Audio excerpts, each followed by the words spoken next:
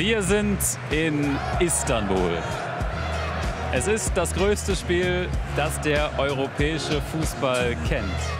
Das Finale der Champions League zwischen dem englischen Meister Manchester City und Ihnen hier, Inter Mailand, unter anderem mit Robin Gosens und Hakan Çalhanoğlu. Inter ist die einzige Mannschaft, die bisher angekommen ist. Der Pokal ist auch da, der glänzende Pokal, und die glänzenden Experten sind auch da. Per Mertesacker und Chris Kramer. Herzlich willkommen Ihnen allen von uns dreien zum Champions League Magazin hier vor dem Champions League Finale. Und Chris hat gerade schon sehr ehrfürchtig den Pokal gestreichelt. Gefällt er dir?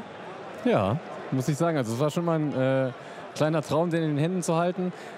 Ich werde ihn höchstwahrscheinlich nicht mehr als Spieler in den Händen halten. Also nicht nur höchstwahrscheinlich, sondern werde ich nicht mehr. Aber von daher jetzt gerade mal hier im ZDF ist super. Per wahrscheinlich auch nicht, aber ihr habt ja einen anderen wichtigen Pokal in den Händen gehalten. Ja, der war auch nicht so schlecht, ne, Chris? Aber hast du ihn gestreichelt gerade? Du hast ihn nur ehrfürchtig angeschaut, ne? Oder die Gewinner? Ja, ich durfte eigentlich nicht, aber ich habe ihn kurz berührt. Ah, okay. So, wer wird heute Abend diesen Pokal in die Höhe recken? Es spricht natürlich alles für City und ich glaube auch, dass es City wird. Ich hoffe irgendwie ein bisschen Inter Mailand, weil ich immer so für einen Underdog halte. Aber ich glaube, heute wird an City nichts vorbeigehen. City hieße İlkay Gündoğan als Kapitän, würde das Ding in den Himmel recken. Für ihn wäre das ein absoluter Karrierehöhepunkt.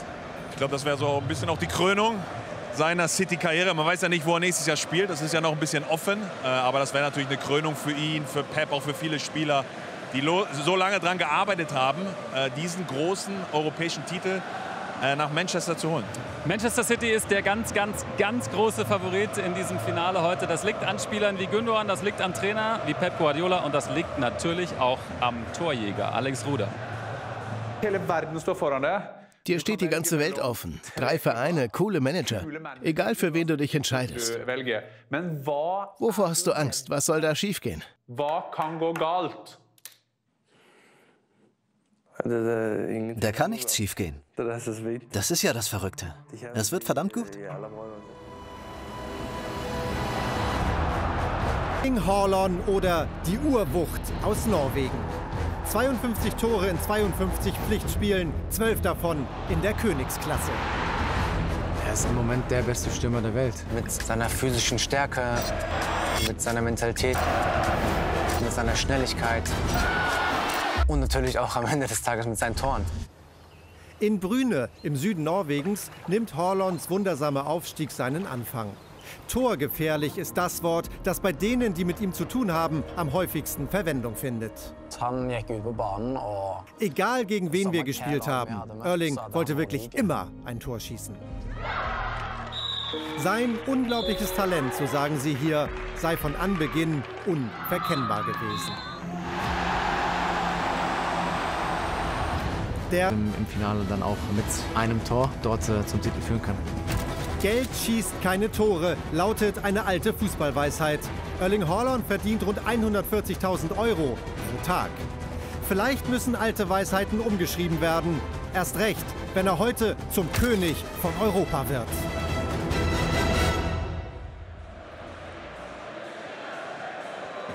€140.000 am Tag. Chris, kann dein Gladbach-Gehalt damit mithalten? Nein. Nein? Nein. Ist er das fehlende Puzzlestück für Manchester City? Ja, momentan sieht alles danach aus. Also erstmal freue ich mich für die Bundesliga, weil es ja immer so hieß, da hat er so viele Tore gemacht und in England dann, ja, in Deutschland kann man das machen. Mal gucken, ob er das in der Premier League auch unter Beweis stellen kann. Dann hat er mal ganz kurz die Liga wirklich kurz und klein geschossen und jeden Rekord aufgestellt. Von daher freut es mich erstens für die Bundesliga. Ja, und zweitens ist ja das Puzzleteil, weil es nochmal das Schwerste im Fußball ist, das Ding in die Kiste zu schießen. Und wenn einer dir garantiert, dass er pro Spiel ein Tor macht, also man muss ja sagen, statistisch gesehen ist City schon 1-0 in Führung, ist das was man nicht bezahlen kann. Wobei er die letzten 3 Spiele nicht getroffen hat, aber das könnte natürlich dafür sprechen, dass er sich aufgehoben hat für heute Abend. Die gesammelte Fußballprominenz wird natürlich heute hier im Atatürk-Olympiastadion sein. Und auch die Politprominenz. Der türkische Präsident Recep Tayyip Erdoğan hat sich angekündigt. Er weiß natürlich als gewiefter Populist die Bühne Fußball immer wieder für sich zu nutzen. Und es gibt besonders einen Spieler, den wir alle gut kennen, der ihm dabei unterstützt. Jörg Brase, unser Korrespondent, über ein spezielles Zusammenspiel. Mesut Özil singt und betet mit seinem Präsidenten. Es ist noch keine Woche her, da saß der deutsche Ex-Nationalspieler in der ersten Reihe, als Recep Tayyip Erdogan seine Wiederwahl feierte. Für die hatte Özil vorher kräftig getrommelt. Bei vielen türkischen Fußballfans kam das gar nicht gut an, vor allem bei denen vom Beşiktaş-Fanclub Çarşı. Deren Wortführer Ali Pektaş sagt, die Politik solle sich aus dem Sport raushalten und Mesut Özil aus der Politik. Du sagst doch immer, wie stolz du bist, Türke zu sein. Und dann bist du auch noch politisch aktiv. Warum hast du dich nicht für die türkische Nationalmannschaft entschieden, sondern für die deutsche? Der türkische Präsident ist da offenbar weniger nachtragend als die Beşiktaş-Fans und spielte den Trauzeugen bei Özils Hochzeit. Özil ist Erdogan-Fan. Die Istanbuler Fußballfans sind Erdogan-Gegner. Nach dem schweren Erdbeben im Februar kritisierten sie die langsame Hilfe für die Opfer und forderten den Rücktritt der Regierung. 20 Jahre reichen, tretet ab, riefen sie. Doch Erdogans Regierung trat nicht ab, sondern wurde wiedergewählt. Auch mit den Stimmen der Auslandstürken in Deutschland, kritisiert Ali Pektaş. Jetzt mal ganz ehrlich. Euch geht es doch gut dort. Aber hier gibt es Menschen, die nicht wissen, ob sie abends etwas zu essen auf dem Tisch haben. Mehr sage ich dazu nicht. Trotz aller Wut und Kritik, trotz Politik- und Wirtschaftskrise, dass das Champions-League-Finale in ihrer Heimat steigt, macht sie stolz. Das Herz des Beşiktaş-Fans Ali schlägt dabei klar für einen Verein. Wir sind ein Club des Volkes und auch Manchester ist ein Club des Volkes. Klar, die haben ihren Club an Investoren verkauft, aber ihren Wurzeln sind sie treu geblieben. Deshalb bin ich immer noch für Manchester City. Am wichtigsten aber ist für Ali, dass Beşiktaş trifft. Ob Manchester oder Mailand, Hauptsache es wird eine gute Show in Istanbul. Ja, Per, was mich jetzt schon gewundert hat, ist, dass er Manchester City immer noch so als den Club des Volkes ansieht. Ist das denn noch so aus deiner Sicht, nach all den Milliarden, die die Herrscherfamilie von Abu Dhabi da reingepumpt hat? Also ist es nicht mehr Haus des Geldes als Club des Volkes? Ja, aber historisch war es schon immer ein Verein, der auch wirklich in Manchester auch gegründet worden ist und auch immer da ansässig war. Also da gibt es schon was die Scheich-Familie sich ausgesucht hat, was schon Historie hatte. Was sie natürlich nicht hatten, war dieses viele Geld, was in den letzten Jahren natürlich dazugekommen ist, womit sie sehr viel angestellt haben. Sie haben mehr als 2 Milliarden investiert seit 2008, stehen jetzt hier im Finale, haben den Champions-League-Titel ja noch nicht geholt.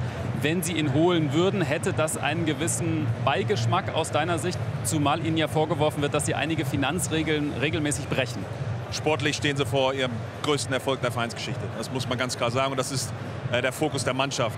Man hat ja gehört, jetzt am Anfang des Jahres sind diese Regelbrüche, die die Premier League ihnen jetzt vorwirft, finanzieller Art eben hochgekommen.